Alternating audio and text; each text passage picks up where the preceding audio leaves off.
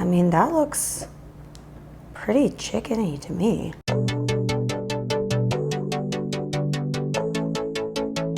We have made chicken out of a lot of different things. Today, I'm going to try and take all of the different things that I've learned about making a vegan version of chicken to make the ultimate vegan chicken breast. Hey guys, I'm Candice the Edgy Veg, and today I'm going to show you how to make the ultimate vegan chicken seitan that you can use for almost anything that you need to replace chicken with. So if you need, some shredded chicken for a stir fry, you can use this. If you want to deep fry some like chicken nuggets, you can use this. If you want to make a chicken salad sandwich, you can use this. That's kind of the goal here. I've kind of wanted to rework my seitan chicken recipe to make it more fibrous. I've seen a couple different versions of how to do this, so I've tried to take a bunch of different sources, all the best things that I liked, and then my seitan recipe and kind of incorporate everything. So you will need a couple different types of equipment for this. We're going to start with a high-speed blender, then we're going to use a stand mixer, and then I'm going to use an Instant Pot. So put on your seatbelts because we're going for a ride.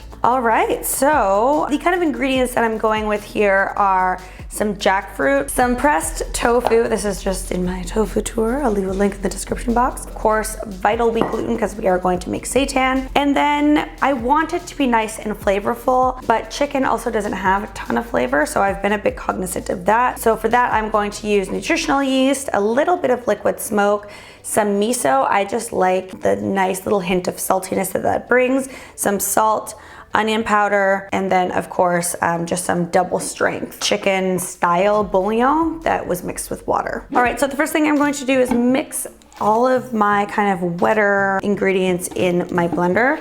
So I'm going to throw in the tofu as well as the jackfruit, all of the spices and the broth. So we'll start with the jackfruit. And for that, you can just, if we're blending it, so I don't really even remove the seeds. I don't see the point. And then I'm just going to break up the tofu. I have my nutritional yeast, the miso, a little bit of liquid smoke, my onion powder, tahini. In my other seitan recipe, I definitely use a lot more tahini, but because I'm also using tofu, I didn't want it to be too like soft or mushy. I just want it to be kind of like juicy, right? And then of course, some salt, and then the double strength no chicken broth or bouillon, and blend that all together. Now I'm going to add in some poultry seasoning. So my poultry seasoning, and then just kind of scraping down the sides if there's any like tahini or something stuck to it. And this will definitely be a lot easier if you have a high-speed blender. If you do not, you can always do this in a food processor first. It might not be as fine, but that's okay because you want fibrous like chicken anyway. All right, and then we'll do just, I'm not going to like fully blend it, just kind of almost like pulse it so that the spice incorporates. All right, so I have a stand mixer here. What I'm going to do is just kind of pour all, well, not really pour, but scoop all of the mixture that we just made in the blender into here, and then add our gluten flour. And I'm going to use the paddle attachment just to kind of incorporate it all. And then I'm going to switch to the dough hook, and I'm going to let that knead with this machine for about 15 to 20 minutes. So it's definitely helpful if you have a machine like this, because 20 minutes of kneading is a lot of time to do with your hands. So it really does look kind of like a weird brown paste, and it's going to be quite salty at this point because we don't have all the ingredients in it yet. Definitely do this with a spatula to get everything out of your blender, and then yell at your neighbors for doing construction while you're trying to film your very professional cooking show. And then I'm just going to sprinkle in vital wheat gluten, my gluten flour, my vital wheat gluten. Sadly, I don't know of any gluten-free options for this recipe. I've been trying to give you gluten-free folks some options, but I don't actually know how to make a gluten-free seitan. So I'm sorry. If you know of someone that does, feel free to tag them in the comments down below. All right, so I have my paddle in there, and I'm just going to let that incorporate and bring everything together. And then when it looks like one piece of dough, like just not a solid piece of dough, but just one uniform piece of dough, then I will switch it out for my hook. Okay, so that is more or less what it should look like. It's just a dough, it's incorporated, it's nice and springy and spongy. At this point, grab your hook, or if you don't have this machine in your hands, and Godspeed. I'm going to set a timer for 15 to 20 minutes, probably 15 since this guy is pretty intense. And we are just going to let that knead, and what that's going to do is form those fibers that we want. Hopefully we'll end up with a seitan chicken that definitely like pulls like chicken. Okay, so after 20 minutes, you get something that looks like this. It just looks like a dough. Pretty simple, easy, straightforward. You might see a couple little fibers from the jackfruit. Now I'm going to divide these into, depending on what you want to use it for, just for the sake of kind of going with the chicken thing, I think I'm going to do 4 little, almost like chicken breast size loaves. Yeah, let's call them that. And I'm going to wrap them in aluminum foil. So just with my hands, I'm just going to go in and just kind of divide them into 4. So, I mean, it doesn't have to be perfect. And I'm just going to kind of form them into what kind of looks like chicken cutlets, something like that. They will expand a little bit. So I'm just going to wrap this up almost like a little candy or like a Tootsie Roll. Just like that. Do the ends there. And then stick them into my Instant Pot, which I have right here. This is 5 cups of water. Depending on how big your Instant Pot is, that's really going to decide how much water you're adding to it, but we will pressure cook it for 30 minutes.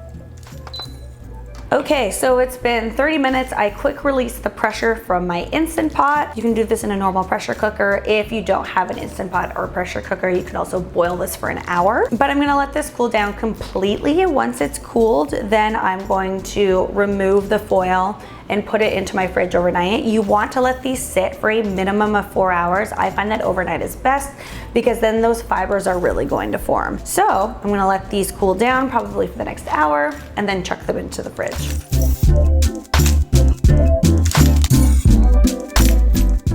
I have let these chicken seitan loaves sit overnight. I'm pretty excited to see what the fibers inside look like. When you go to the recipe in the description box, it's going to be updated, but I think I'm going to add some cook time to the pressure cooker, just because I do think it could be a little bit stiffer, but it tastes really good. It smells good, and I'm gonna show you some fun ways that you can use it. Okay, I'm really excited to kind of break this open and show you guys the fibers. So, like I mentioned before, you can kind of make these in any shape that you want, but I just made them into little loaves because then you can cut them up and turn them into nuggets, or like you can kind of pull the chicken and put it into a chicken salad sandwich or into a stir fry or whatever. So let's see how these fibers look.